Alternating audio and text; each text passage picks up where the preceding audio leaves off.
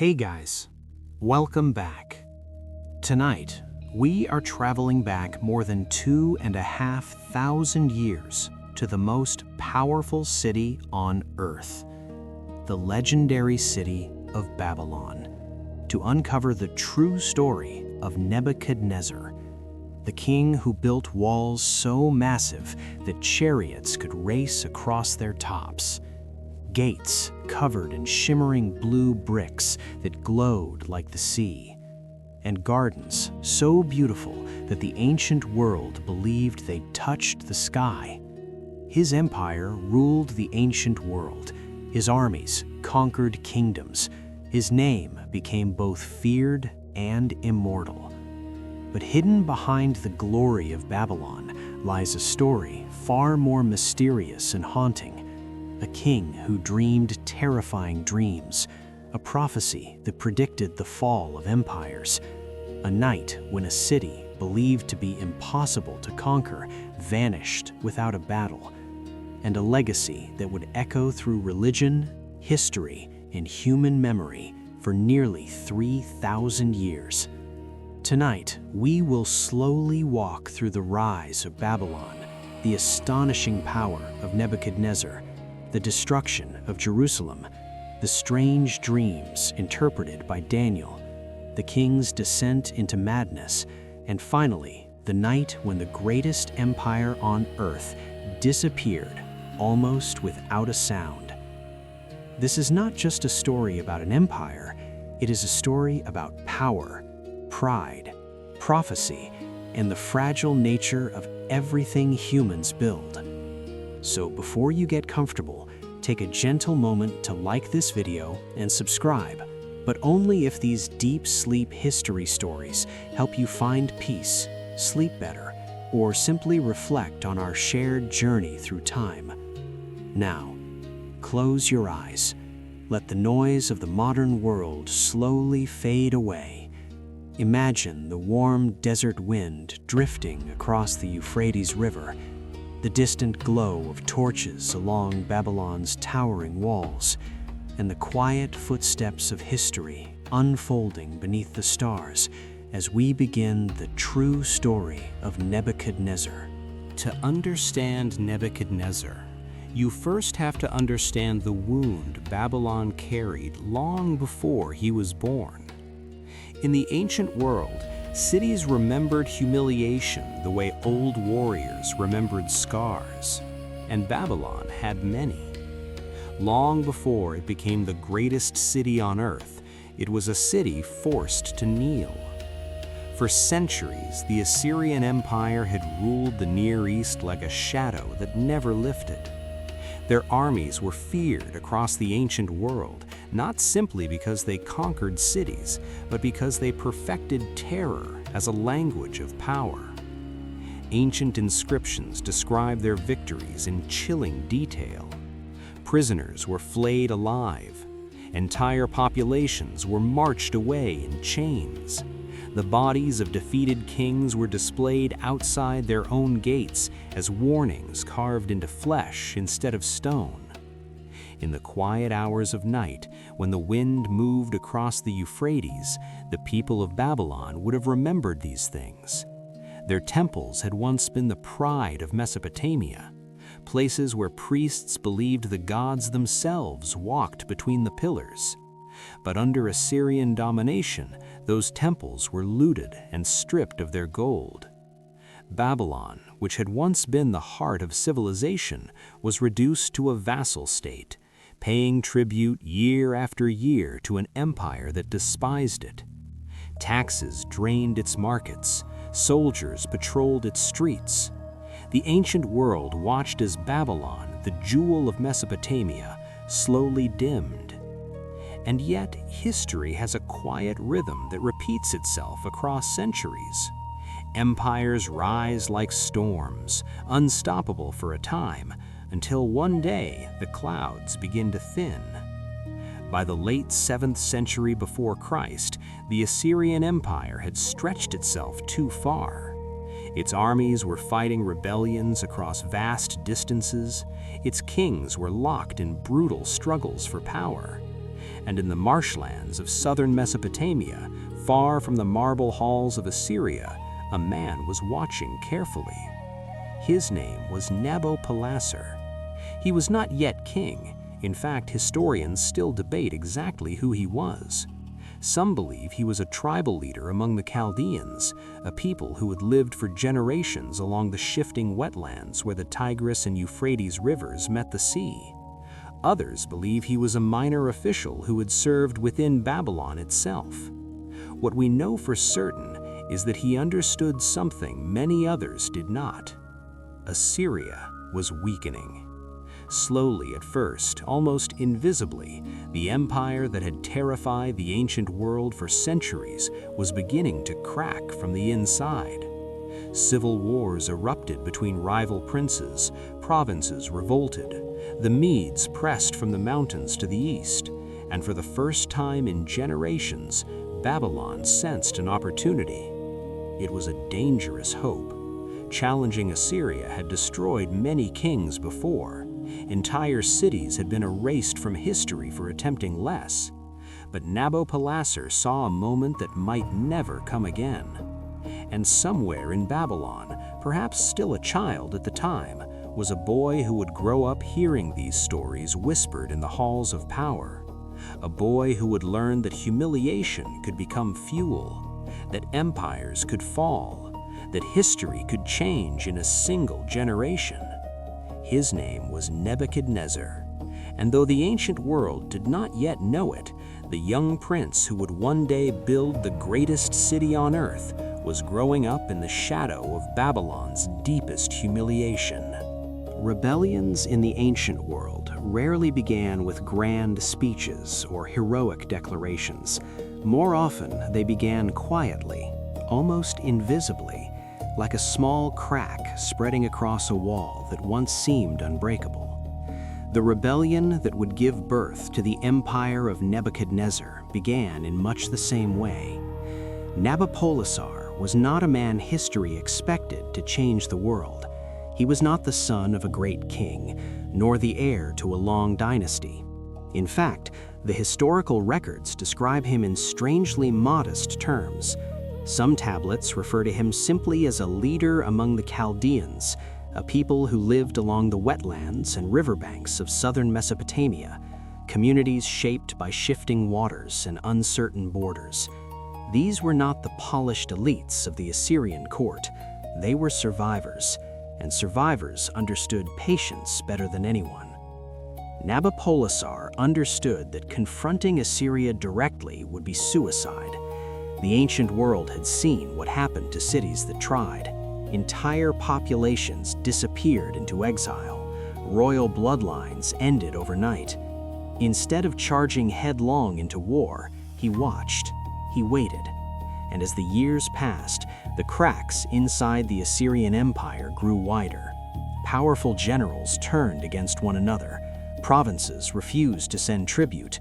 Trade routes became dangerous. Even the mighty capital of Nineveh began to feel the strain of ruling too much land with too little stability. Nabopolassar did not try to defeat Assyria in a single blow. Instead, he began by reclaiming Babylon itself. In 626 BC, he seized control of the city and declared himself king. For the first time in generations, Babylon was no longer ruled by an Assyrian governor. But declaring independence and keeping it were two very different things. Assyria responded quickly. Armies marched south along the rivers, determined to crush the rebellion before it could spread. The battles that followed were chaotic and uncertain. Some months, Babylonian forces gained ground. Other months, they were driven back toward the marshlands. Alliances formed and collapsed with alarming speed. Cities switched sides depending on who appeared stronger that week. For years, the outcome remained unclear, but Nabopolassar possessed one advantage the Assyrians underestimated. He understood timing. Assyria was fighting too many enemies at once. To the east, the rising Median kingdom was growing restless. To the west, Egypt watched carefully, ready to intervene if the balance of power shifted. Inside Assyria itself, rival claimants to the throne were tearing the empire apart. Nabopolassar waited for the moment when all those pressures aligned. When it finally came, the ancient world changed almost overnight. The Babylonians joined forces with the Medes. Together, they marched north toward the heart of the Assyrian Empire. The campaign that followed would become one of the most dramatic collapses in ancient history. Cities that had once terrified the world fell one by one, and in 612 BC, the impossible happened. Nineveh, the great capital of Assyria, burned. The palaces that had once displayed the skulls of conquered kings were reduced to smoking ruins. For Babylon, the humiliation of centuries was finally ending. But history rarely pauses to celebrate victory, because as the ashes of Nineveh cooled, a new struggle was already beginning to take shape across the ancient world. Egypt was moving north. The balance of power was shifting again.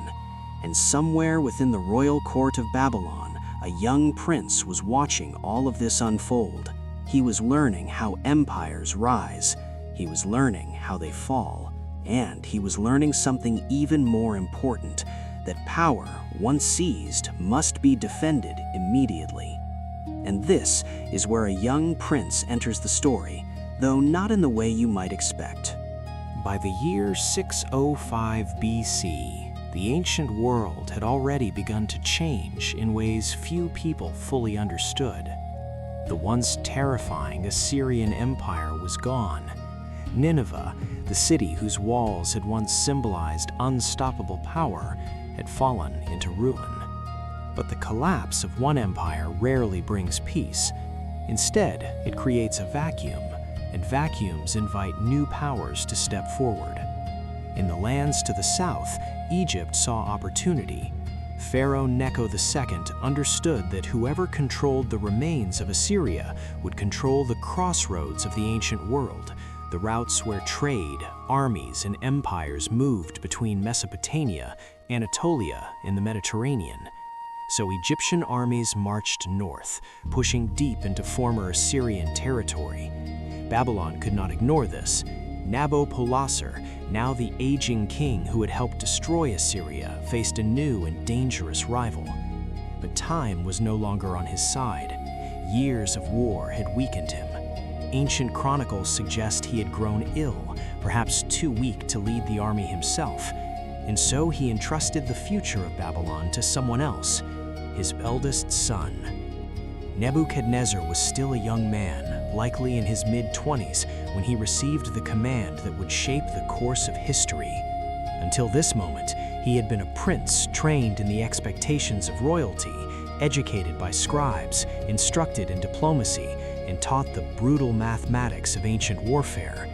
But commanding an army was something else entirely.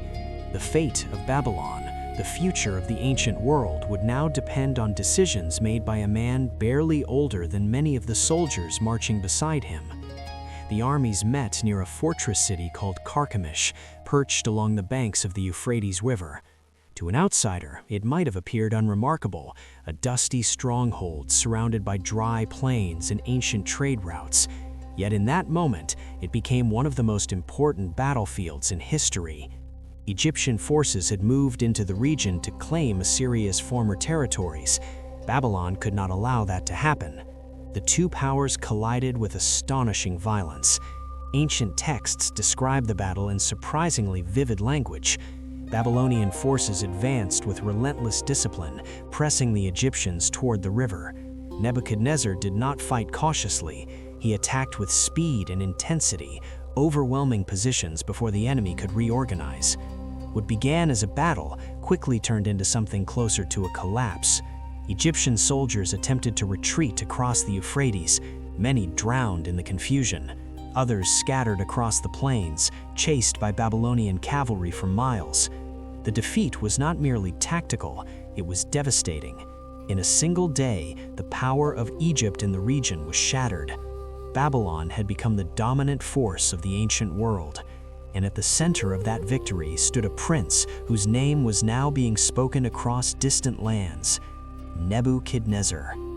For the first time, the ancient world was beginning to understand that a new figure had emerged on the stage of history. But even as the dust of Carchemish settled and the Babylonian army celebrated its triumph, fate had one more twist waiting. A messenger was already riding toward the battlefield, carrying news that would transform Nebuchadnezzar's life forever. News that no general celebrating victory ever expects to hear. His father, the king who had built Babylon's rebellion, was dead.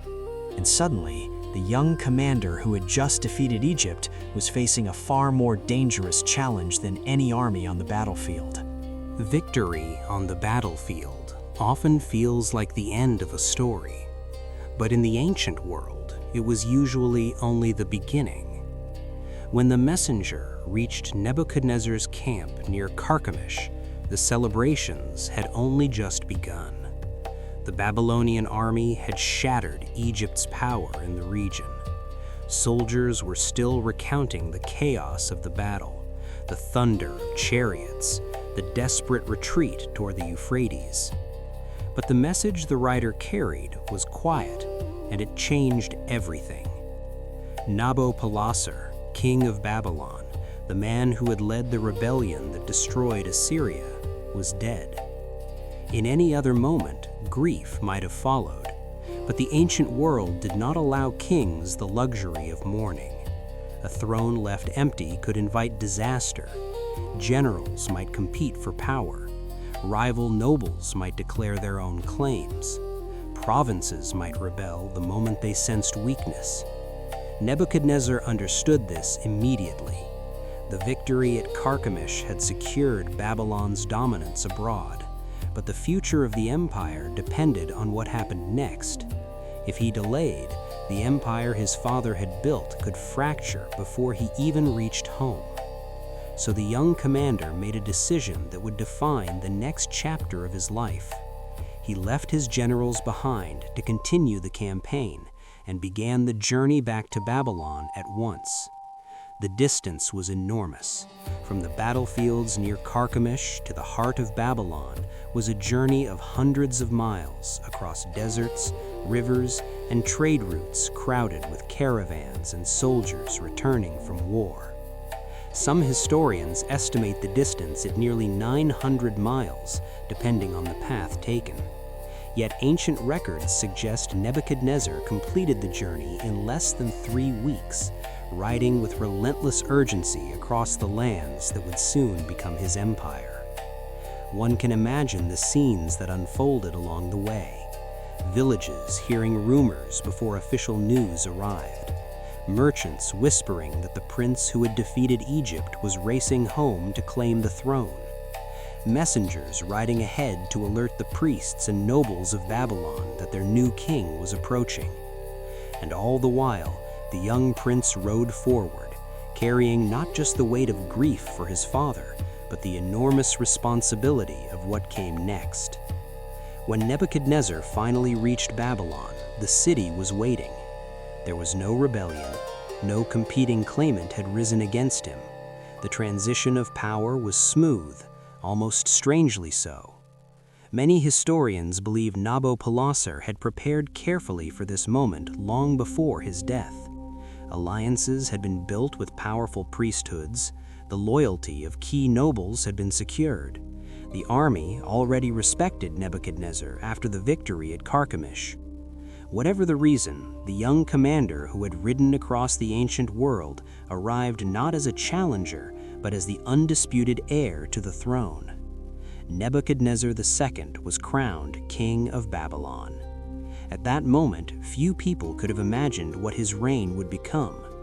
The young king would transform Babylon into the greatest city on earth, a metropolis so magnificent that travelers described it with awe centuries later.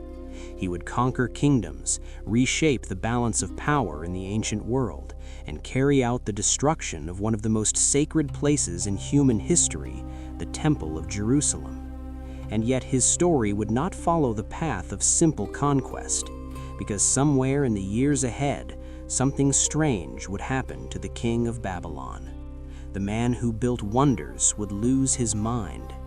Ancient texts would later claim he wandered like an animal, cut off from his throne and reason alike.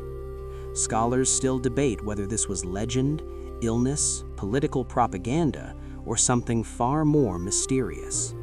But before any of that could happen, Nebuchadnezzar would first turn Babylon into the most extraordinary city the ancient world had ever seen.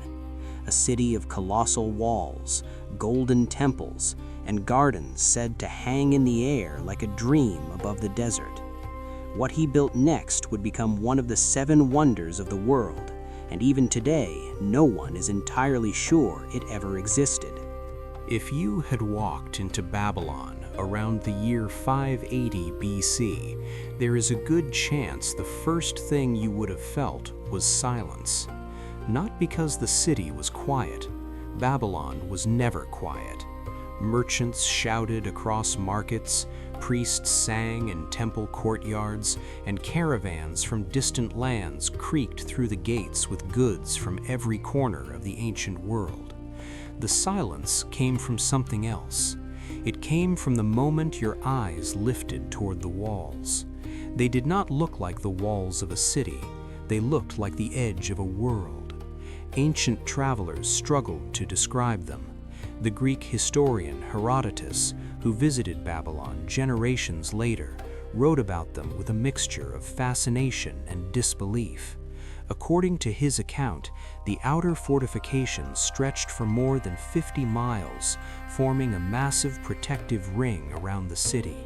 The walls rose so high that they seemed to glow in the heat of the Mesopotamian sun, and they were so wide that a 4-horse chariot could turn around on top without ever needing to slow down. Now, historians today debate the numbers Herodotus recorded. He was famous for telling stories that grew larger with each retelling, and ancient measurements were rarely precise. Yet even modern archaeology confirms something extraordinary.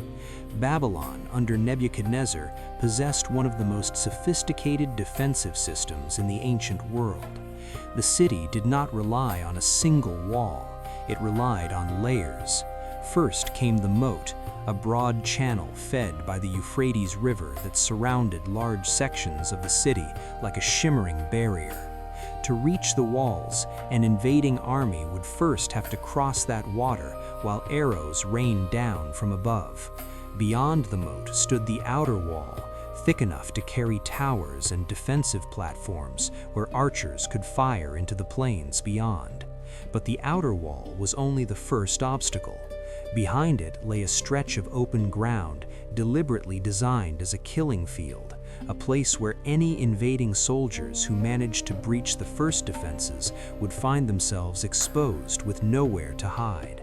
And beyond that open ground rose the inner wall, even stronger, even thicker, reinforced with massive towers that overlooked every possible approach.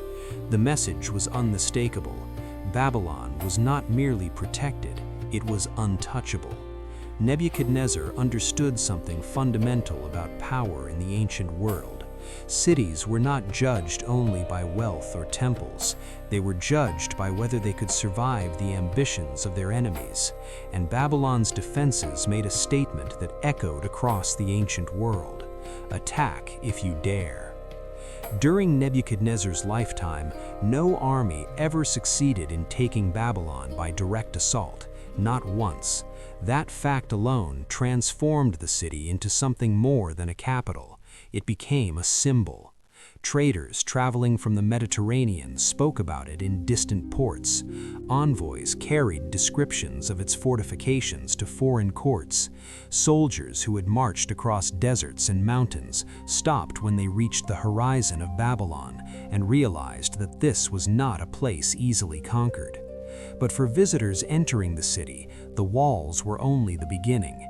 Because once you passed through the gates and stepped inside, you discovered something even more astonishing. Babylon was not only powerful, it was beautiful in a way that seemed almost impossible in the harsh landscape of Mesopotamia. And it was that beauty that truly made people believe they had arrived at the center of the ancient world. But the walls were only the beginning. Because the moment you passed through them, Babylon revealed something even more extraordinary. The true entrance to the city was not simply an opening in the fortifications, it was an experience designed to overwhelm every sense you had. Travelers approaching Babylon would eventually find themselves standing before the Ishtar Gate, the most magnificent gateway in the ancient world. Even today, when archaeologists reconstruct fragments of it in museums thousands of miles away, the structure still carries a strange power. But imagine it not as ruins behind glass, but as it stood in the time of Nebuchadnezzar. Towering above the road, the gate rose in brilliant color beneath the Mesopotamian sun. Its surface was covered in thousands of glazed blue bricks, each one fired with a deep lapis color that shimmered like the surface of the sea. The effect must have been astonishing. Most cities in the ancient world were built from mud brick that faded into the same dusty color as the earth around them. Babylon refused to disappear into the landscape. It announced itself with color, with light, with impossible beauty. Across the shining blue surface of the Ishtar Gate marched rows of animals formed in raised relief, golden lions with flowing manes, powerful bulls symbolizing strength, and the strange dragon known as the Mush-Hushu, the sacred creature of the god Marduk. Each animal was crafted with careful precision so that when torches flickered at night, the creatures appeared to move across the walls like living guardians. This was not decoration, it was theater. The gate was a statement written in brick and fire. It told every visitor exactly where they were standing. You are entering the center of the world. Beyond the gate stretched one of the most famous roads of the ancient world, the processional way. The road itself was paved with large slabs of limestone, polished by the footsteps of thousands who walked it every year. On both sides of the road stood rows of lions formed from glazed brick, their bodies painted in rich yellow and white against deep blue backgrounds. There were 120 of them in total, 60 on each side, each lion stepping forward with quiet authority as if escorting visitors deeper into the heart of Babylon. During ordinary days, the road carried merchants, travelers, and citizens going about their lives. But during the great Akitu festival, the Babylonian New Year celebration, the processional way became something far more dramatic. Statues of the gods were carried along this road in ceremonial processions, accompanied by priests, musicians, soldiers, and crowds of citizens who gathered to witness the ritual renewal of the world.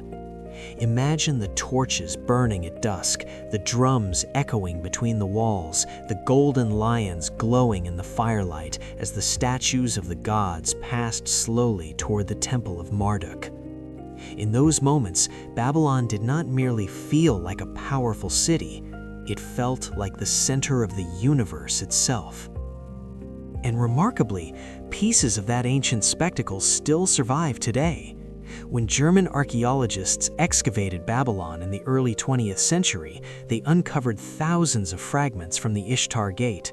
Those fragments were transported and reconstructed in the Pergamon Museum in Berlin, where visitors today can stand before the towering blue walls and see the lions and dragons almost exactly as travelers once did 2,600 years ago.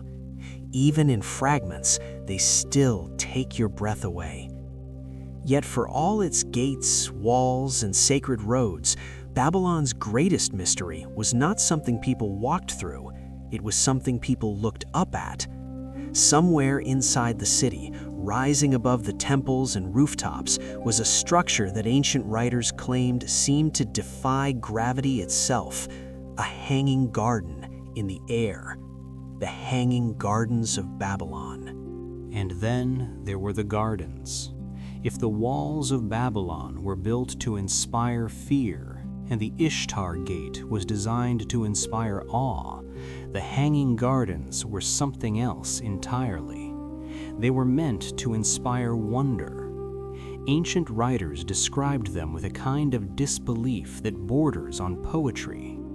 Imagine standing in the middle of a vast desert sea, surrounded by sun-baked brick and endless plains of dust, and suddenly seeing what appeared to be a mountain rising inside the walls. Not a natural mountain, but a living structure of stone terraces layered one above the other, each covered in soil and overflowing with greenery. Trees stretched their branches into the air. Vines spilled over the edges like waterfalls of leaves. Bright flowers bloomed in colors that must have seemed almost unreal against the pale stone of Babylon. And from somewhere above, water flowed downward through the terraces, feeding the plants and cooling the air with a gentle mist. Travelers who arrived in Babylon after weeks crossing the harsh landscapes of the ancient world would have found this sight almost impossible to believe. In a world where most cities struggled simply to secure drinking water, Nebuchadnezzar had created a garden that seemed to float above the earth itself. According to the traditional story, the gardens were built for love. Nebuchadnezzar's wife, Queen Amytis, was said to have come from Media, a land of green mountains and forests far different from the flat plains of Mesopotamia. Babylon, magnificent as it was, must have felt strange to someone raised among cool hills and shaded valleys. And so the king ordered the creation of an artificial mountain inside his capital, a place where trees could grow high above the city and where the queen might look upon green slopes and feel less homesick for the world she had left behind.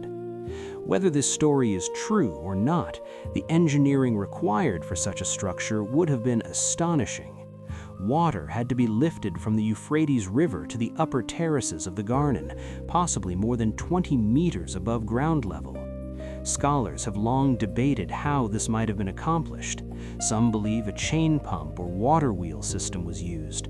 Others speculate about an early mechanical device similar to what later generations would call the Archimedes screw, a spiral mechanism capable of lifting water continuously upward.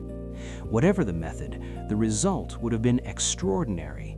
Streams of water rising from the river below, feeding a living mountain of gardens in the middle of the greatest city on earth. Yet here is where the mystery deepens. Despite the fame of the Hanging Gardens, no surviving Babylonian texts describe them directly. Not one royal inscription from Nebuchadnezzar's reign clearly mentions their construction. The earliest detailed descriptions appear in Greek writings composed centuries later, often by authors who may never have seen Babylon with their own eyes. This has led some historians to ask an uncomfortable question: what if the gardens were never in Babylon at all? A growing number of scholars now believe the famous gardens may have actually been built in Nineveh, the old Assyrian capital, by King Sennacherib nearly a century before Nebuchadnezzar's reign. Ancient descriptions of Sennacherib's palace gardens include remarkable irrigation systems and terraced landscapes that sound strikingly similar to the later Greek accounts. It is possible that the story traveled through generations of storytellers and became attached to the more famous city of Babylon over time. Other scholars remain convinced the gardens truly existed in Babylon, but were exaggerated in later retellings. Perhaps the original structure was smaller, less dramatic than the wonder described by ancient writers, or perhaps the gardens really did tower above the city in magnificent terraces that left visitors speechless. The truth is that after thousands of years, certainty may be impossible, but perhaps that uncertainty is part of what keeps the story alive. Because whether the Hanging Gardens were real, misremembered, or relocated in legend, they became one of the 7 wonders of the ancient world. And for centuries, travelers crossing deserts and mountains dreamed of reaching Babylon just to see them. Nebuchadnezzar had already built the most magnificent city the ancient world had ever known. But magnificence alone was never enough for kings. Power demanded something deeper, something absolute. And when a small kingdom far to the west refused to give that obedience, the consequences would echo through history for thousands of years. There was one more structure in Babylon that seemed to rise above everything else, a monument so enormous that even the people of the ancient world struggled to describe it without drifting into myth. At the center of the city stood a massive stepped tower known as Etemenanki. The name itself carried an almost cosmic ambition. In the ancient Akkadian language, it meant the foundation of heaven and earth. The tower did not look like a mountain created by nature, but like a mountain carefully constructed by human hands. Layer upon layer of terraces climbed upward toward the sky, each level smaller than the one below it, forming a staircase that appeared to lead into the clouds. The structure belonged to a type of temple known as a ziggurat, a sacred tower designed to bring heaven and earth closer together. These towers were common in Mesopotamia, but the one in Babylon dwarfed them all. Ancient descriptions suggest it may have stood more than 90 meters high, an extraordinary height for the ancient world. From a distance, it must have appeared like a man-made horizon rising above the flat plains of Mesopotamia. Nebuchadnezzar did not originally build the tower from nothing. The ziggurat had existed in earlier forms for centuries, rising and collapsing through generations of Babylonian history. But Nebuchadnezzar restored it with unmatched ambition. His inscriptions proudly describe rebuilding the tower with bricks baked in bitumen and raising it higher than any previous king had dared attempt. Workers hauled massive loads of clay, straw, and stone under the burning Mesopotamian sun. Architects planned the terraces so that each level supported the next with careful balance. At the summit stood a temple dedicated to Marduk, the chief god of Babylon, a sacred place where priests believed the divine presence descended to meet the human world. For the people who lived there, the tower was not simply architecture, it was a bridge between realms. It reminded them that Babylon was not just another city of the ancient world, it was a place where heaven and earth touched. Over centuries, the memory of this tower would travel far beyond Mesopotamia. Stories moved along trade routes, carried by merchants and travelers who spoke of a city where humans had attempted to reach the sky itself. When the Hebrew writers later composed the book of Genesis, they told the story of a great tower built by humanity in the land of Shinar.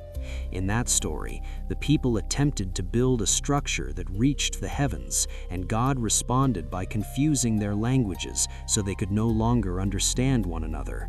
The tower became known as the Tower of Babel. Whether this biblical story refers directly to the ziggurat of Etemenanki is still debated by scholars. Some believe the connection is historical, that the writers of Genesis were describing the memory of Babylon's enormous temple tower.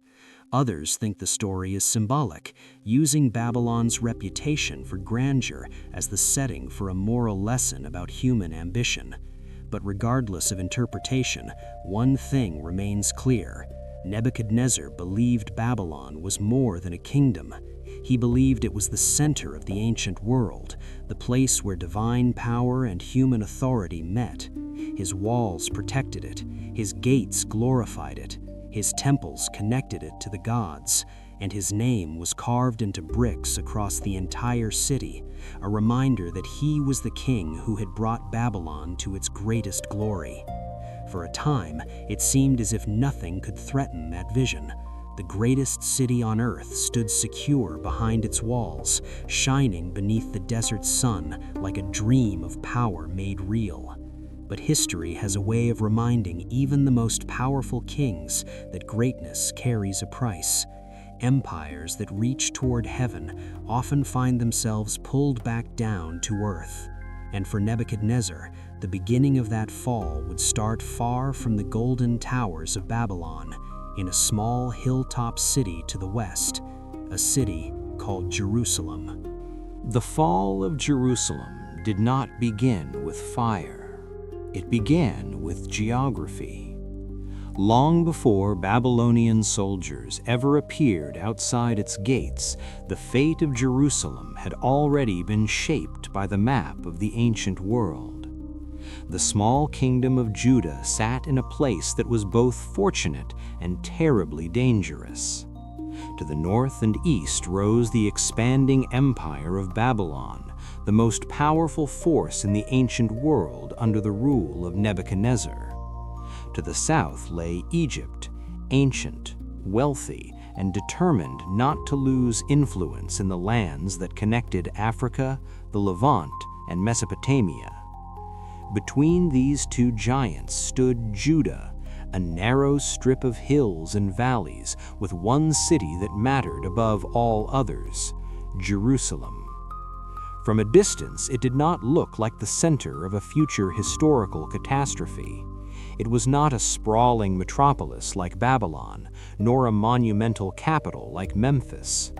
Jerusalem was smaller, built along ridges of limestone overlooking dry valleys and olive groves. But inside its walls stood something that made it more than a provincial city: Solomon's Temple. For the people of Judah, this temple was not simply a religious structure. It was the dwelling place of their God, the physical center of their covenant with the divine.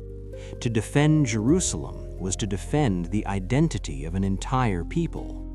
Yet identity alone could not change political reality. The kings of Judah faced a strategic nightmare that would challenge even the most experienced ruler. Every caravan route connecting Egypt and Mesopotamia passed through lands close to Jerusalem. Control of Judah meant control of trade, taxation, and military movement between continents. Babylon knew this. Egypt knew it too. For the kings sitting on the throne of Judah, the question was never whether they would choose a side. The question was, when? Align with Babylon, and you might anger Egypt, whose armies had marched through the region many times before. Align with Egypt, and you risked provoking Nebuchadnezzar, a king whose armies had already crushed greater kingdoms than Judah could ever hope to become. Attempt neutrality, and both empires might view your hesitation as betrayal. The safest strategy, at least in theory, was to accept Babylon's dominance quietly. Pay tribute, send gold, grain, and loyalty northward to Nebuchadnezzar. In return, Babylon would likely leave Jerusalem standing, at least for a while. Some rulers of Judah understood this balance. They knew their kingdom was simply too small to resist the machinery of empire. But history is rarely guided by calm strategy alone. It is shaped by pride, fear, hope, and sometimes desperation. And in the royal court of Judah there were voices that argued Babylon was not invincible. Egypt, they insisted, would come to their defense. Egyptian envoys promised alliances. Rumors spread of armies gathering in the south. The temptation was powerful. If Judah could break free from Babylonian tribute and align with Egypt instead, perhaps they could restore the independence their ancestors once knew. But geopolitical dreams often ignore the harsh mathematics of power. Babylon under Nebuchadnezzar had already proven itself unstoppable across the ancient world. Cities far larger than Jerusalem had fallen before his armies. And yet the kings of Judah found themselves caught between fear of Babylon and hope in Egypt. It was a choice that would be made more than once, and each time the consequences would grow worse, because Nebuchadnezzar was not the kind of king who tolerated repeated rebellion. The first confrontation between Jerusalem and Nebuchadnezzar did not begin as the final destruction that history remembers. At the time, it seemed more like another episode in the long and exhausting struggle between small kingdoms and the vast machinery of empire. Yet within that moment lay the beginning of a chain of events that would reshape the identity of an entire people. The year was 597 BC. The throne of Judah was occupied by a young king named Jehoiachin, a ruler whose reign would last only a few months, but whose decision would carry consequences for centuries. When Jehoiachin refused to continue paying tribute to Babylon, the message was unmistakable. It was rebellion. Nebuchadnezzar did not respond with hesitation. Babylonian armies moved quickly, marching across the lands of the Levant with the discipline that had already conquered cities across the ancient world. Jerusalem was soon surrounded. The walls that had protected the city for generations now became the final barrier between the people of Judah and the power of Babylon. Siege warfare in the ancient world was rarely dramatic in the way later stories imagine it. There were no sudden charges or heroic duels between champions. Instead, there was waiting. Weeks turned into months as the city was slowly strangled. Food supplies dwindled. Trade routes were cut off. Farmers in the surrounding countryside could not reach their fields. The Babylonian army did not need to break the walls immediately. Hunger would do the work for them. Eventually, Jerusalem surrendered. But Nebuchadnezzar made a decision that surprised many observers. He did not destroy the city, at least not yet. Instead, he used a strategy that had been perfected by earlier empires, such as Assyria.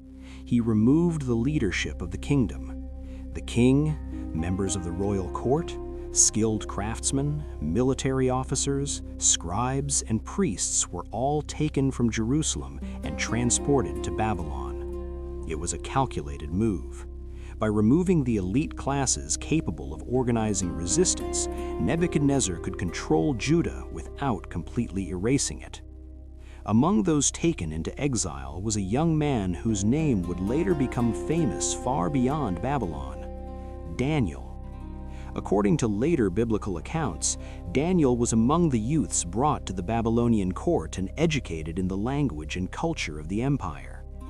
Whether every detail of those stories is historically precise remains debated among scholars, but what matters is that the deportations created something new in human history. A displaced community living far from its homeland, yet determined to remember who they were.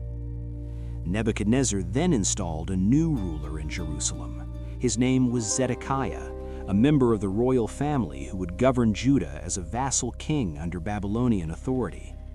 The message from Babylon was clear. Judah could continue to exist, but only under the shadow of Babylon's power. Pay tribute, remain loyal, accept your place in the order of the ancient world. If Zedekiah followed those conditions, Jerusalem might survive. For a moment, it seemed as if the crisis had passed. The temple still stood, the walls still surrounded the city, life continued in the markets and streets of Jerusalem, but beneath that fragile calm lay tension that would not disappear. The people who remained in Judah knew that thousands of their leaders and craftsmen had been taken away. Families were divided. Priests wondered what would become of their traditions without the full support of the temple community. And far away in Babylon, the exiles began building new lives in a foreign land while struggling to hold on to their identity. The story might have ended there if the kingdom of Judah had accepted its new position, but the pressure from outside powers never disappeared. Egyptian envoys continued whispering promises of support. Rumors of rebellion circulated once more through the royal court of Jerusalem, and slowly, dangerously, the fragile peace began to unravel. Because the man Nebuchadnezzar had placed on the throne of Judah would soon make the same mistake that had already brought Babylon's army to the gates once before. Zedekiah would rebel. When Zedekiah finally chose rebellion, the decision must have felt like a gamble against fate itself. For years, he had ruled Judah as a vassal king under Babylonian authority, walking a narrow path between obedience and quiet resentment. Babylon demanded tribute, loyalty in stability. Egypt, on the other hand, offered whispers of freedom. Envoys arrived with promises that armies from the south would rise if Judah dared to challenge Nebuchadnezzar again. Perhaps Zedekiah convinced himself that the balance of power had shifted. Perhaps he believed Babylon was too occupied with other conflicts to respond quickly. Or perhaps, like many rulers throughout history, he simply hoped events would unfold in his favor once the rebellion began. Whatever his reasoning, the result was the same. In 588 BC, Jerusalem revolted against Babylon once more. Nebuchadnezzar's response was immediate. This time, there would be no careful compromise, no strategic deportation designed to maintain stability. The Babylonian army marched west again, and Jerusalem found itself surrounded for the second time in a single generation. But this siege would be very different from the first. The walls of Jerusalem held, but the city inside began to collapse slowly under the pressure of time. Months passed, then a full year. Eventually, the siege stretched to nearly 18 months. During that time, the supply of food disappeared. Trade stopped entirely. Fields outside the walls remained untended, while Babylonian soldiers controlled every road and path leading into the city. The people of Jerusalem faced the slow cruelty of starvation. Ancient texts from the Hebrew Bible, particularly the Book of Lamentations, describe the suffering with haunting detail.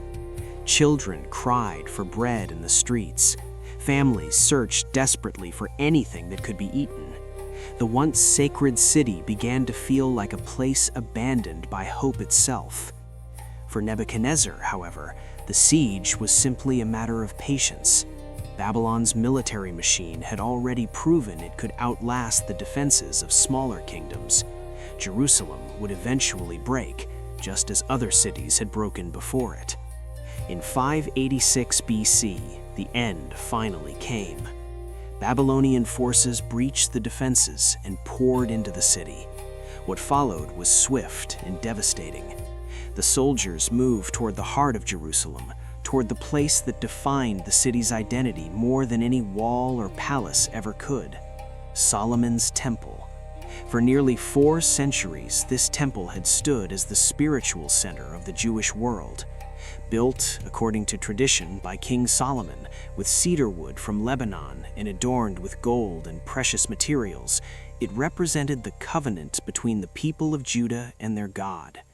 Now, Babylonian soldiers set it on fire. Flames rose into the sky above Jerusalem as the temple burned, its wooden structures collapsing and its treasures carried away as plunder. The destruction was more than architectural, it was symbolic. The holiest site in Judaism had been reduced to ashes. Babylonian troops then tore down the walls of Jerusalem, ensuring that the city could no longer function as a center of rebellion. Meanwhile, King Zedekiah attempted to flee during the chaos.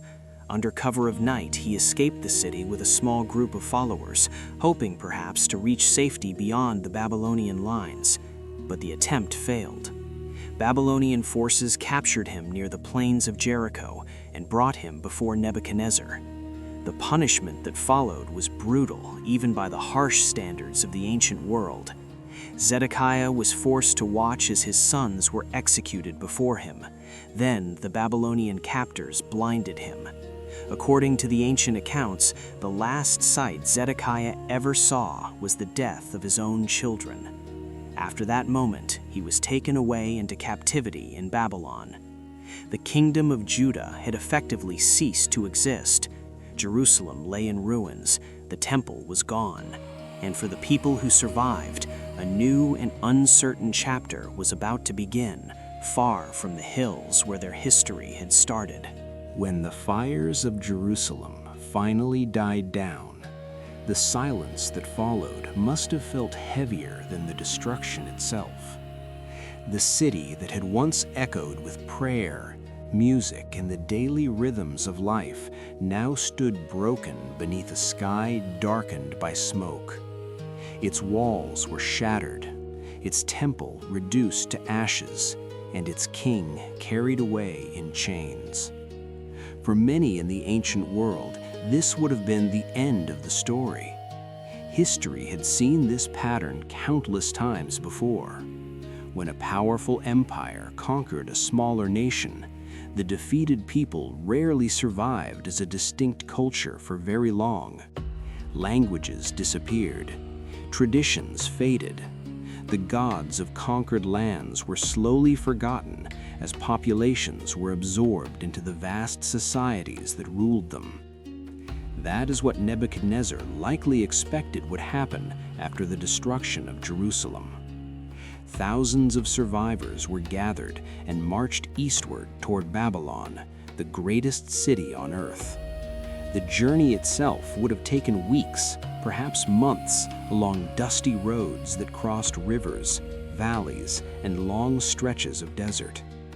Families walked together in grief and exhaustion, leaving behind the hills and olive groves that had shaped their identity for generations. For many of them, the loss of the temple was the most devastating wound of all. In Jerusalem, the temple had been the center of their relationship with God. It was the place where sacrifices were offered, where festivals were celebrated, where the Ark of the Covenant had once rested. Without it, many must have wondered whether their connection to the divine had been broken forever. Yet something unexpected began to happen among the exiles in Babylon. Instead of dissolving into the immense population of the empire, the displaced community began to strengthen its sense of identity. They were living in the most magnificent city of the ancient world, surrounded by the monumental walls, temples, and gardens that Nebuchadnezzar had built. Babylon was a place of astonishing wealth and culture, where scholars studied astronomy, merchants traded goods from distant lands, and priests served powerful gods whose names echoed across the empire. Under ordinary circumstances, such an environment might have slowly absorbed the traditions of a small foreign people, but the exiles responded differently. Deprived of their temple, they began to develop new ways of preserving their faith and culture. Small gatherings formed, where families came together to pray, remember their traditions, and recite the stories that defined their past. These gatherings would eventually evolve into something historians recognize today as the earliest forms of the synagogue. Without the temple sacrifices that had once structured their worship, the people turned increasingly toward prayer, study, and written tradition. Scribes began collecting and preserving the sacred texts that would later become the foundation of the Hebrew Bible. Stories that had once been passed down through memory and oral teaching were carefully written and copied so they would not vanish in exile.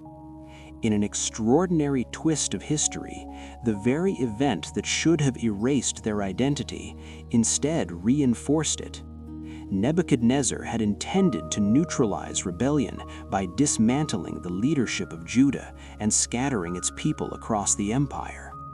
Instead, he unintentionally helped shape a culture that would endure far beyond the lifetime of his own kingdom.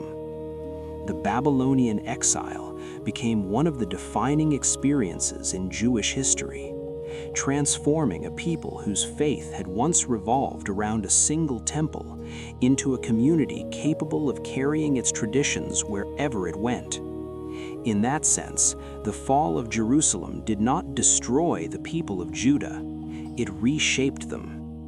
And as the exiles built new lives in Babylon, Nebuchadnezzar himself continued ruling from the magnificent capital he had created, confident that his empire stood secure beneath the gods. But the greatest threat to the king of Babylon would not come from armies or rebellions. It would come from somewhere far more unsettling, from within his own mind. The night the dream came to Nebuchadnezzar, Babylon was quiet in the way only great cities sometimes are. Beyond the palace walls, the Euphrates River moved slowly through the moonlight, reflecting the towers and temples of the greatest city on earth. The walls of Babylon still stood unconquered. The Ishtar Gate still shimmered with its glazed blue bricks.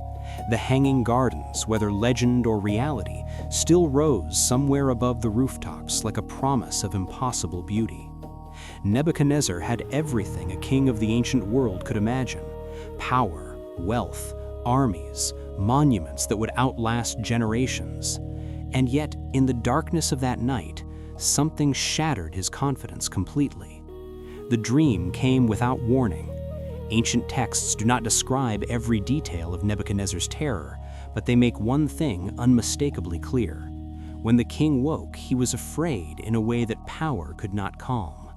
At dawn, he summoned the entire intellectual elite of Babylon: astrologers, magicians, scholars of dreams, interpreters of omens.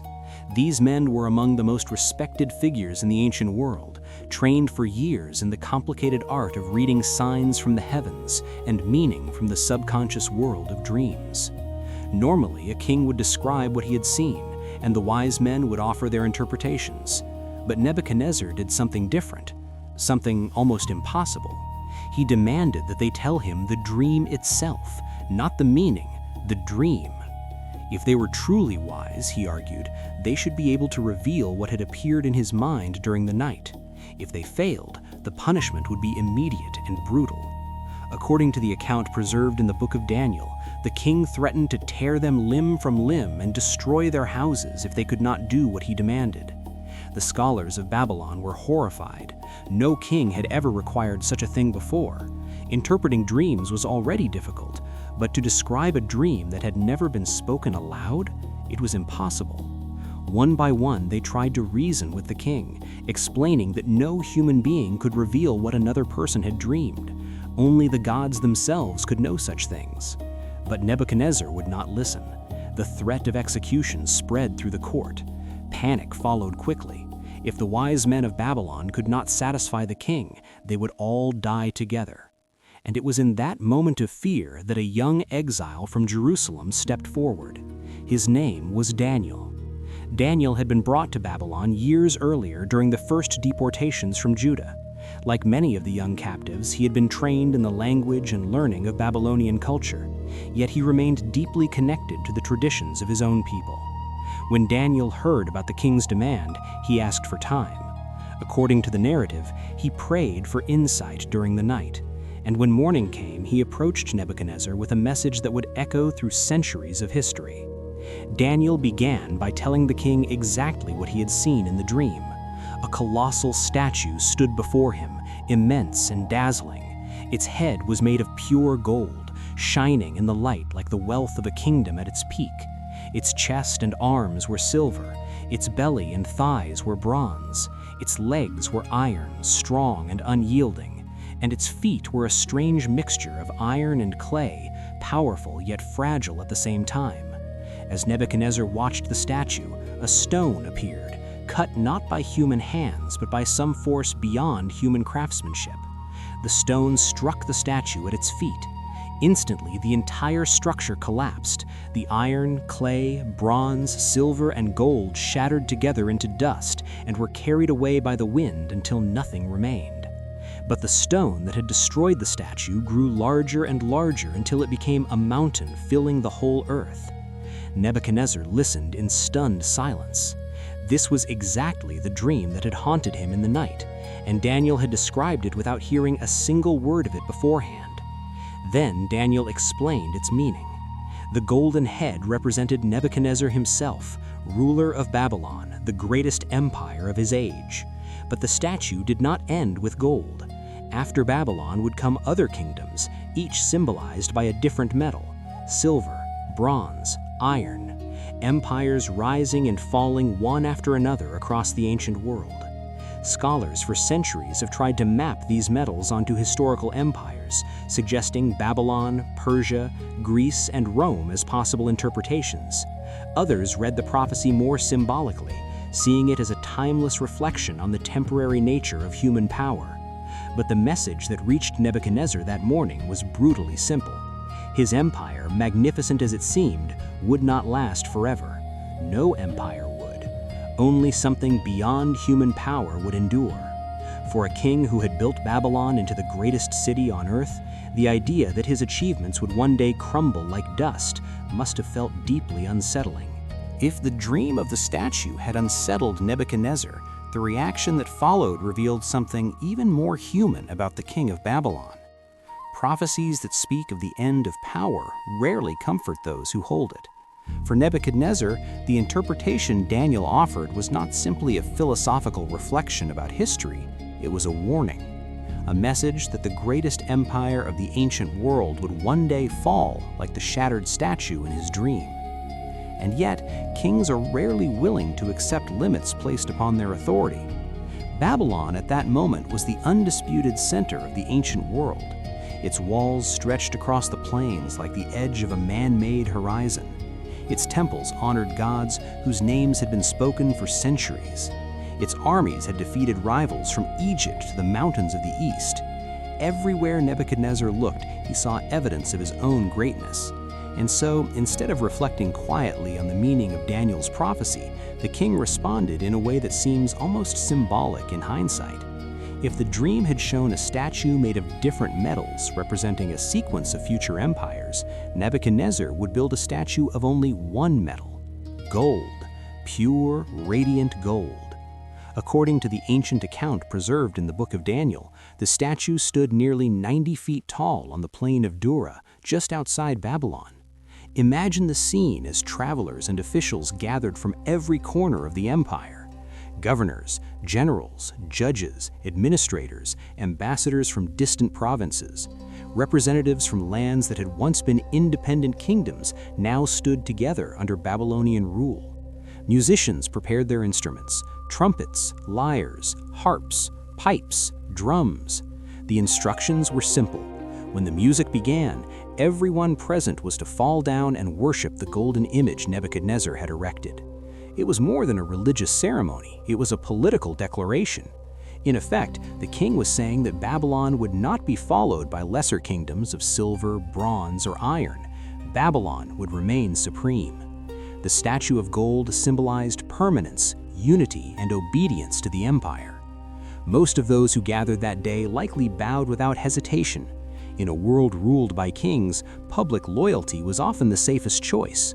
But among the thousands who stood on the plain of Dura, 3 men refused. Shadrach, Meshach, and Abednego were Jewish exiles who had risen to positions of responsibility within the Babylonian administration. Like Daniel, they had been taken from Judah during the earlier deportations, and like Daniel, they had remained committed to the traditions of their faith. When the music sounded and the crowd fell to the ground, the 3 men remained standing. Their refusal did not go unnoticed. Officials quickly reported the incident to Nebuchadnezzar, who summoned the men before him. The king's reaction reveals something interesting about his character. Instead of immediately executing them, he offered them another chance. Perhaps he assumed their refusal had been a misunderstanding. Perhaps he believed the spectacle of the furnace would persuade them to reconsider. But Shadrach, Meshach, and Abednego gave an answer that has echoed through centuries of religious and philosophical writing. They told the king that the God they served was capable of rescuing them from the furnace, but even if he did not, they would not bow before the golden statue. For Nebuchadnezzar, this was no longer simply disobedience, it was defiance. The furnace was heated 7 times hotter than normal, according to the story. The flames became so intense that the soldiers tasked with throwing the men inside were themselves killed by the heat. Then the 3 exiles were cast into the fire. At this point, the narrative takes on a quality that readers have debated for thousands of years. Whether understood as miracle, metaphor, or theological storytelling, the moment is unforgettable. Nebuchadnezzar looked into the blazing furnace expecting to see the condemned men consumed by flames. Instead, he saw something impossible. The 3 men were walking calmly inside the fire, unharmed. And there was a 4th figure with them. The king described the figure as resembling a divine being, a son of the gods. The fire that should have destroyed them seemed powerless to touch them. When Nebuchadnezzar ordered the men to come out of the furnace, the account says that even the smell of smoke had not touched their clothing. For a king accustomed to absolute control, the experience must have been deeply unsettling. There existed a force beyond the authority of Babylon, a power that could not be commanded by kings or threatened by furnaces. For a moment, Nebuchadnezzar appeared to acknowledge this. The story records that he praised the God of the three exiles and issued a decree protecting their worship. Yet the deeper transformation that Daniel's prophecy had hinted at had not yet taken place. The furnace was dramatic, even shocking, but it was not the king's greatest test. The trial that would truly change Nebuchadnezzar's life was still waiting, and it would arrive not through fire or rebellion, but through a dream far stranger than the first. The second dream came quietly, almost deceptively so, like a whisper that grows louder the more you try to ignore it. By this point in his reign, Nebuchadnezzar had ruled Babylon for decades, and the city he had built stood at the height of its glory. The walls still guarded the plains like an artificial mountain range. The Ishtar Gate still gleamed with glazed blue bricks under the desert sun. Merchants traveled from distant regions of the ancient world to walk its processional roads, bringing spices, metals, fabrics, and stories from lands that most Babylonians would never see. Babylon had become more than a capital. It had become the center of the known world. And at the center of Babylon stood Nebuchadnezzar himself, the king who had conquered nations, rebuilt temples, and transformed mud brick settlements into monumental architecture. Yet even the most powerful ruler in the ancient world could not escape the strange language of dreams. One night, Nebuchadnezzar saw something vast and unsettling. In the dream, there stood a great tree in the middle of the earth. Its height seemed to reach the heavens. Its branches spread so wide that they sheltered the entire world beneath them. Birds nested in its limbs. Animals rested in its shade. Its fruit fed every living creature that came near it. The tree was a symbol of life, strength, and protection. In the dream, it appeared eternal, something that had always existed and always would. But then the dream changed. A voice came from heaven, powerful and unyielding, commanding that the tree be cut down. Its branches were to be stripped away, its fruit scattered. The animals and birds that depended on it were to flee. Only the stump would remain, bound with bands of iron and bronze, left in the grass of the field beneath the open sky. The voice continued with words that must have chilled the king when he remembered them upon waking. Let him be drenched with the dew of heaven. Let him live among the animals. Let his mind be changed from that of a man and given the mind of a beast. And let this condition remain for 7 periods of time. When Nebuchadnezzar woke, the dream troubled him deeply. Once again, the scholars of Babylon were summoned, and once again they struggled to provide an explanation that satisfied the king. Eventually, Daniel was called. By this point, Daniel had already gained a reputation as someone capable of understanding mysteries that confounded others. Yet when the king described the dream, the text says Daniel was deeply disturbed by what he realized it meant. For a moment he hesitated, but Nebuchadnezzar insisted that he speak honestly. Daniel began carefully. The great tree in the dream represented Nebuchadnezzar himself. Just as the tree sheltered animals and birds, the king's power extended across the ancient world. Nations had come under his protection or his control. His empire fed and sustained countless people within its borders. Babylon, under Nebuchadnezzar, had indeed grown into something enormous and influential. But the command to cut down the tree carried a warning. According to Daniel, the dream revealed a judgment that would fall upon the king himself.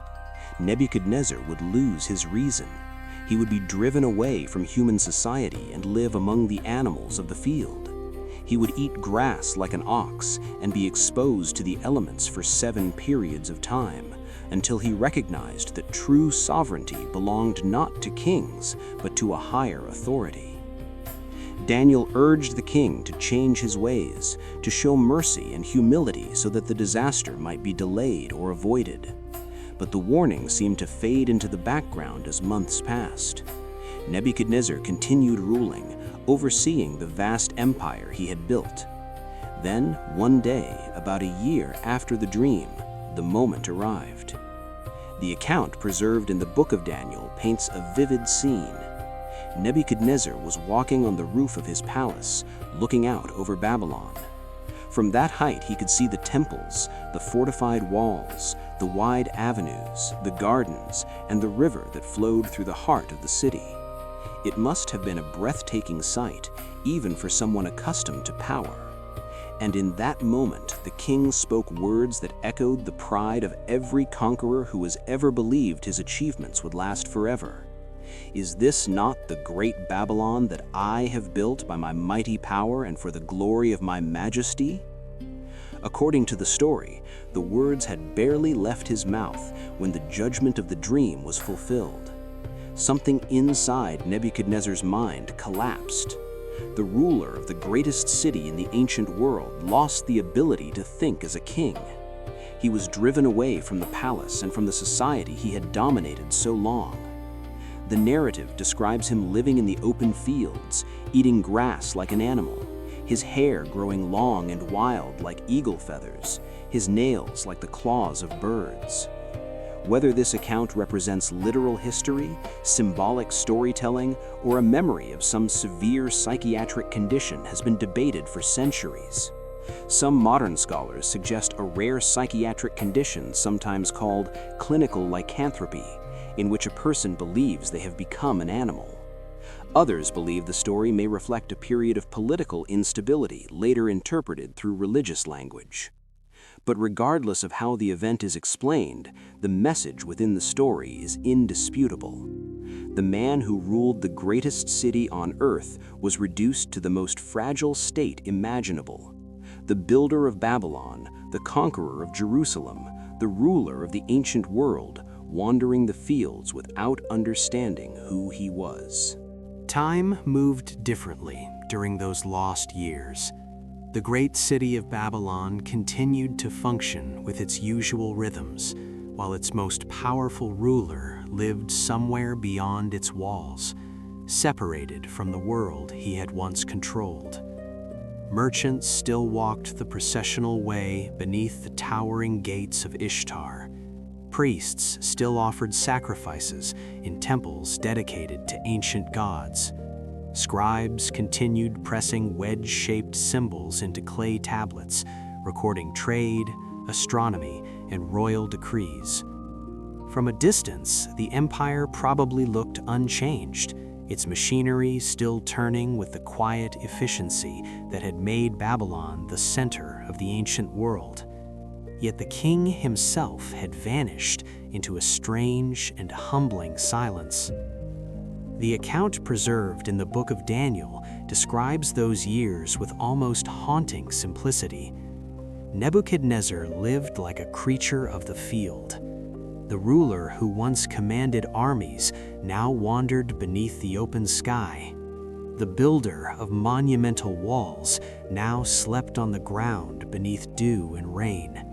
His hair grew long and tangled, his nails thick and curved. The transformation described in the narrative is so dramatic that readers throughout history have wondered what truly happened during that period. Some historians suggest that the story reflects a temporary mental illness remembered through symbolic language. Others believe it may represent a political crisis during which the king was removed from power for a time. But within the literary world of the text, the meaning is unmistakable. The man who had stood at the center of the most magnificent empire of the ancient world was forced to confront the limits of human authority. Power had carried him to extraordinary heights, but it could not protect him from the fragility of his own mind. According to the narrative, the turning point came after 7 periods a phrase whose exact meaning scholars still debate. Some interpret it as 7 literal years. Others believe it may symbolize a cycle of time rather than a precise number. What matters is the moment that followed. One day, Nebuchadnezzar lifted his eyes toward heaven, and in that moment, something changed. The text says that his reason returned to him. His awareness came back like light after a long night. Slowly, the king who had been lost began to recognize himself again. The man who had once walked the roofs of Babylon, proclaiming his own greatness, now spoke very different words. He acknowledged a power beyond kings and beyond empires, a sovereignty that governed the rise and fall of nations. The story tells us that Nebuchadnezzar was restored to his throne and that his authority returned, even greater than before. Whether that detail reflects historical reality or theological symbolism has long been debated.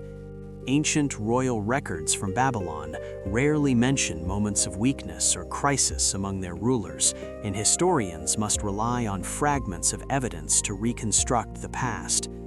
But the deeper significance of the story lies not in administrative details, but in the transformation it describes.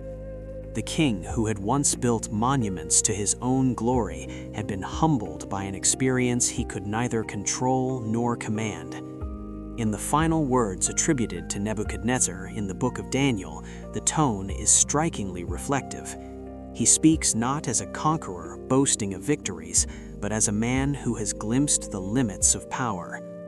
Now, I, Nebuchadnezzar, praise and exalt and glorify the King of heaven, the text records him saying, because everything he does is right and all his ways are just, and those who walk in pride he is able to humble. Whether those exact words were spoken by the historical king or shaped later by storytellers reflecting on his life, they capture something timeless about the rise and fall of human authority. Nebuchadnezzar had built one of the most magnificent cities in the ancient world. He had conquered kingdoms, reshaped landscapes, and left monuments that still fascinate historians thousands of years later. Yet the story suggests that even the greatest rulers cannot escape the fragile nature of power itself. Empires rise, empires fall. Cities that once dominated the world eventually become ruins buried beneath layers of sand and memory. And so the tale of Nebuchadnezzar ends not with a battle or a conquest, but with reflection. A king who had once believed himself unstoppable, standing quietly beneath the vast sky, aware at last that no throne lasts forever. Yet the story of Babylon itself was not finished. The empire Nebuchadnezzar spent his life building would soon face its own moment of reckoning, and the fall, when it came, would arrive faster than anyone inside those mighty walls could have imagined. When Nebuchadnezzar died in 562 BC, the city of Babylon was still the most magnificent urban center on earth. The Euphrates River continued to glide through its heart, reflecting the temples and palaces that had taken decades to build. The Ishtar Gate still shimmered with its glazed blue bricks beneath the desert sun, and the massive walls that had terrified generations of enemies still stretched across the plains like an artificial mountain range. To anyone walking through the processional way during those first days after the king's death, the empire might have appeared unshakable. Yet history often hides its turning points behind moments that look deceptively calm. Nebuchadnezzar had ruled for 43 years, and during that time, Babylon had become the dominant power of the ancient world. He had defeated Egypt, crushed rebellions in the Levant, conquered Jerusalem, and transformed Babylon into a symbol of imperial glory that travelers described with awe. But the stability of his reign depended almost entirely on one thing: Nebuchadnezzar himself. Empires built on strong rulers sometimes reveal their fragility the moment that ruler disappears. The moment Nebuchadnezzar was gone, the machinery that had held the Babylonian Empire together began to shake. His son, Marduk, inherited the throne, but he lacked the authority and perhaps the temperament of his father. Ancient records suggest that his short reign was troubled by political tension within the royal court. 2 years later, the tension erupted into violence. Marduk was assassinated by his own brother-in-law, a powerful noble named Nebuchadnezzar. The change of power did not restore stability. Nebuchadnezzar himself ruled for only 4 years before dying, possibly from illness, leaving the throne to his young son, Marduk. The boy's reign lasted only a matter of weeks before a coalition of Babylonian elites removed him in another coup. In less than 10 years, the empire Nebuchadnezzar had held together for decades had already seen 4 kings and multiple violent transitions of power. Each change weakened the delicate balance that kept Babylon functioning as the center of the ancient world. Administrators argued over loyalty. Military commanders reconsidered alliances. Priests and nobles watched carefully to see which faction might emerge dominant. The empire had not yet collapsed, but the quiet confidence that had once surrounded Babylon was fading. It is easy to forget how important continuity was in ancient monarchies. A powerful king was not only a political leader, but also a symbol of cosmic order. In Babylonian belief, the king served as a bridge between the human world and the gods. When that bridge weakened, uncertainty spread quickly through society. And into that uncertainty stepped one of the most unusual rulers in Babylonian history. His name was Nabonidus. Unlike the kings before him, Nabonidus did not come from the traditional royal line that had ruled Babylon for generations.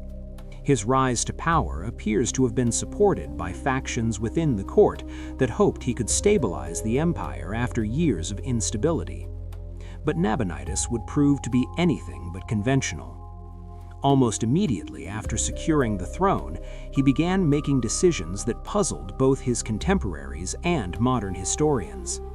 Babylon had always honored the god Marduk as its supreme deity. The religious festivals that celebrated Marduk's authority were central to the city's identity. Yet Nabonidus showed an unusual devotion to another god entirely, the moon god Sin. Religious shifts might seem subtle to modern audiences, but in the ancient world, they carried enormous political consequences. The priests of Marduk held immense influence within Babylon, and many of them viewed Nabonidus's devotion to Sin with suspicion. Still, the empire might have survived this tension if Nabonidus had remained present in Babylon to manage it. Instead, he made a decision that shocked the ancient world. He left the capital. For reasons historians still debate, Nabonidus abandoned Babylon and traveled hundreds of miles into the Arabian desert, settling in the oasis city of Timah. There he remained for nearly 10 years. In Babylon, he left his son, Belshazzar, to govern the empire in his absence. For the people of Babylon, the arrangement must have felt deeply unsettling. The king who was supposed to embody the stability of the empire was gone. The priests of Marduk felt insulted, the nobles felt uncertain, and beyond the eastern horizon, a new force was gathering strength with extraordinary speed. In the highlands of Persia, a king named Cyrus was building an empire that would soon change the balance of power across the ancient world. So to understand why Babylon collapsed so suddenly after Nebuchadnezzar, we must pause for a moment and look more closely at the strange and almost mysterious reign of Nabonidus. History remembers Nebuchadnezzar as a conqueror and builder, a king whose ambition reshaped the ancient world. Nabonidus, by contrast, was something else entirely. If Nebuchadnezzar represented the traditional model of Babylonian kingship, Nabonidus seemed determined to break that model apart. Even the origins of Nabonidus remain unusual by Babylonian standards. Unlike the kings who had ruled before him, he did not come from the powerful dynastic line that traced its authority through generations of Babylonian rulers. Instead, Nabonidus appears to have risen through political alliances and support from influential factions within the court. His mother, according to several inscriptions, was deeply devoted to the moon god Sin, and that devotion would shape the religious policies of his reign in ways that shocked the priesthood of Babylon. In the ancient city of Babylon, religion and politics were inseparable. The chief god of the city was Marduk, and the great annual New Year festival revolved around the king's ceremonial role in honoring Marduk and renewing the cosmic order that sustained the empire. Every Babylonian king before Nabonidus had treated this ritual with the utmost seriousness because the legitimacy of the throne depended on it. But Nabonidus disrupted this tradition in ways that deeply disturbed the religious establishment. Instead of emphasizing Marduk, he elevated the worship of Sin, the ancient moon god associated with the city of Haran. Temples to Sin were restored and promoted, and inscriptions from Nabonidus's reign frequently praised this deity above others. To the priests of Marduk, this shift was not simply theological disagreement. It was a direct threat to the religious foundation of Babylonian identity. Yet even this religious controversy might not have been fatal to the empire if Nabonidus had remained in Babylon to maintain political control. What he did next, however, left both his supporters and his critics bewildered. Sometime around the middle of his reign, Nabonidus left Babylon entirely. He traveled hundreds of miles south into the Arabian desert and established residence in the oasis city of Timah. There he remained for nearly a decade, 10 years. In the ancient world, where kings were expected to preside over rituals, command armies, and maintain the visible authority of the throne, such an absence was almost unimaginable. The reasons for Nabonidus's departure have puzzled historians for generations. Some scholars believe the move may have been religious in nature. Timah was an important center for the worship of Sin, and Nabonidus may have seen it as a sacred place worthy of royal attention. Others have suggested economic motives. The oasis city lay along major caravan routes that connected Arabia with Mesopotamia, and controlling Timah may have allowed Nabonidus to influence long-distance trade networks. There are even theories that the king may have faced political opposition in Babylon and chose temporary exile rather than risk open conflict with powerful factions in the capital. Whatever the true explanation, the practical consequences were severe. Babylon, the heart of the empire, suddenly found itself without its king. In his absence, Nabonidus left governance to his son Belshazzar. Belshazzar acted as regent, overseeing administrative affairs and maintaining order within the city, but he was not officially crowned king, and this ambiguous arrangement created uncertainty within the political system. The priests of Marduk grew increasingly resentful. They saw the king's absence as both religious neglect and political irresponsibility. The annual New Year festival, which required the presence of the king to perform sacred rituals, could not be conducted properly without him. For a culture that believed divine favor depended on these ceremonies, the disruption felt ominous. Meanwhile, beyond the eastern borders of Babylon's vast territories, events were unfolding that would soon reshape the entire ancient world. In the rugged lands of Persia, a new leader had begun uniting tribes and forging alliances. His name was Cyrus. Cyrus of Persia was not yet the legendary figure history would remember as Cyrus the Great, but his rise was already astonishing. In a remarkably short period of time, he defeated the powerful Median Empire and began expanding his influence across the Iranian plateau. Cities that had once been loyal to older empires started reconsidering their allegiances. Governors watched the shifting balance of power carefully. And while Babylon drifted through years of internal tension and absent leadership, Cyrus continued building a military machine that moved with extraordinary speed. To many observers at the time, Babylon still looked invincible. Its walls were immense, its wealth was legendary, its armies had conquered the Near East under Nebuchadnezzar's command. Yet history often turns not on visible strength, but on hidden weakness. Babylon still possessed the monuments of power. What it had lost was unity.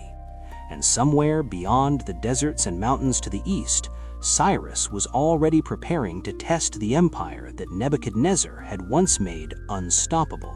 By the year 539 BC, the Persian king Cyrus had already achieved what many rulers of the ancient world had only dreamed of. In a remarkably short span of time, he had defeated the powerful Median Empire, absorbed its territories, and extended Persian influence across vast regions stretching from the Iranian plateau toward the edges of Mesopotamia. Cities that had once sworn loyalty to other empires began shifting their allegiance to him, sometimes willingly, sometimes out of fear of his growing power. Yet one obstacle still stood before Cyrus like a monument of defiance: Babylon. To ancient observers, Babylon seemed almost impossible to conquer. The city's defenses were legendary.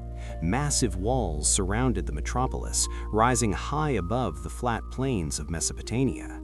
Some classical writers claimed the walls were wide enough for chariots to race across their tops.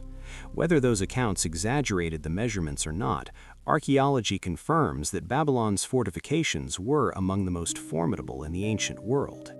The Euphrates River flowed directly through the center of the city, supplying water and serving as a natural barrier against invasion. Any army approaching Babylon faced not only its towering walls, but also the challenge of sustaining a long siege against a city capable of feeding itself for extended periods. For generations, the walls Nebuchadnezzar had strengthened had discouraged attackers. No enemy army had ever taken Babylon by direct assault during his reign. And so, when Cyrus began his campaign against the Babylonian Empire, many people expected a prolonged siege that might last years. But history sometimes unfolds in ways that feel almost surreal when seen from a distance. Instead of attacking the walls head-on, the Persians appear to have taken advantage of geography itself. Ancient sources, including the Greek historian Herodotus and the Babylonian records associated with the Cyrus cylinder, describe a strategy that transformed the battlefield entirely. The Persian forces diverted part of the Euphrates River upstream from the city. As the water level dropped, the once deep river that ran beneath Babylon's walls became shallow enough for soldiers to cross. Under the cover of night, Persian troops moved along the exposed riverbed and slipped beneath the defensive gates that guarded the river's entrance into the city. Babylon, protected for decades by walls and water, suddenly found its defenses bypassed in silence. The city that had terrified enemies for generations was infiltrated without a conventional battle. Yet the story of Babylon's fall contains another layer that has fascinated readers for centuries. The biblical book of Daniel describes what was happening inside the city on the very night the Persians entered. According to the narrative, Belshazzar, the son of Nabonidus, who had been governing Babylon during his father's long absence, was hosting a lavish banquet. In the palace halls, surrounded by nobles and musicians, the young ruler drank wine from golden vessels that had once been taken from the Temple of Jerusalem during Nebuchadnezzar's conquest decades earlier. It was a scene of luxury and confidence, the kind of celebration that powerful rulers often hold when they believe their city cannot fall. Then, according to the story, something strange happened. A mysterious hand appeared and began writing words upon the palace wall. The guests froze in fear as the glowing letters formed a message that no one present could understand. Belshazzar summoned the wise men of Babylon, promising riches and authority to anyone who could interpret the message, but none could explain it. Finally, Daniel was brought before the king once more. The aged exile who had interpreted Nebuchadnezzar's dreams decades earlier now stood again before the rulers of Babylon. Daniel read the words written on the wall, Mene, Mene, Tekel, Upharsin. He explained their meaning with quiet certainty. The words declared that Babylon had been measured and found wanting. The kingdom would be divided and given to the Medes and the Persians. According to the account, the prophecy was fulfilled almost immediately. That very night, Belshazzar was killed, and the armies of Cyrus took control of the city. Whether every detail of the banquet story unfolded exactly as described remains a matter of debate among historians. But what is clear from multiple ancient sources is that Babylon fell with astonishing speed. The mighty walls Nebuchadnezzar had built were never breached by force, they were simply bypassed. The empire that had dominated the ancient Near East for decades changed hands in a single night. The city of Babylon did not vanish immediately. Under Persian rule, it continued to exist as an important center for administration and trade. But the age of Babylonian supremacy was over. The empire Nebuchadnezzar had spent his life building had come to an end with almost unimaginable suddenness.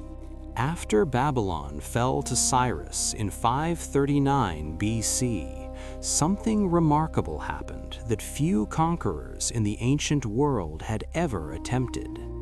Instead of destroying the cultures he inherited, Cyrus chose a different path.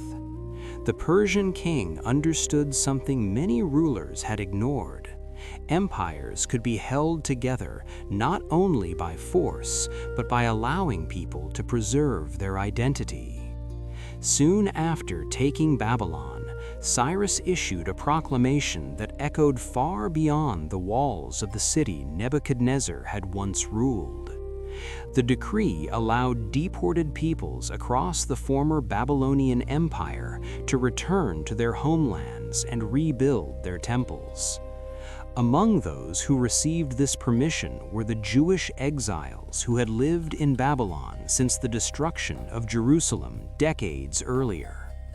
The historical evidence for this policy survives today in a small clay artifact known as the Cyrus Cylinder, discovered in 1879 and now displayed in the British Museum. The cylinder records Cyrus's decision to restore temples and allow displaced populations to return home. Some historians have described it as the earliest charter of human rights.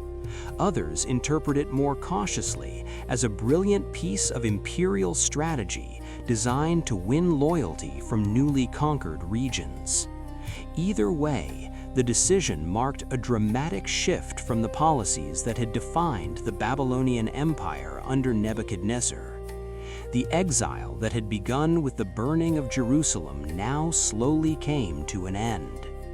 Groups of returning exiles began traveling back toward the hills of Judah, carrying with them memories of Babylon that would shape their identity for generations. The rebuilding of Jerusalem would take time, and the Second Temple would rise slowly from the ruins of the first. Yet the exile itself had already transformed the people who experienced it. During their years in Babylon, traditions had been written down, prayers composed, and stories preserved that might otherwise have disappeared. Scholars believe that many of the texts that later formed the foundation of the Hebrew Bible were compiled or edited during this very period. The Torah began to take shape in written form. Prophetic voices such as Ezekiel recorded visions that reflected both grief and hope.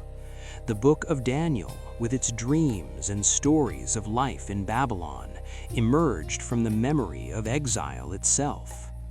In a strange and powerful way, the suffering Nebuchadnezzar had inflicted helped create a body of literature that would influence civilizations for thousands of years. This is one of the great paradoxes of history. Nebuchadnezzar built walls that eventually crumbled. He built gardens that may or may not have existed. He built a city so magnificent that ancient travelers struggled to describe it without exaggeration. Yet over time, the physical achievements of his empire faded into ruins beneath layers of dust and sand. Babylon itself, once the center of the ancient world, slowly declined under Persian rule and later under the empires that followed.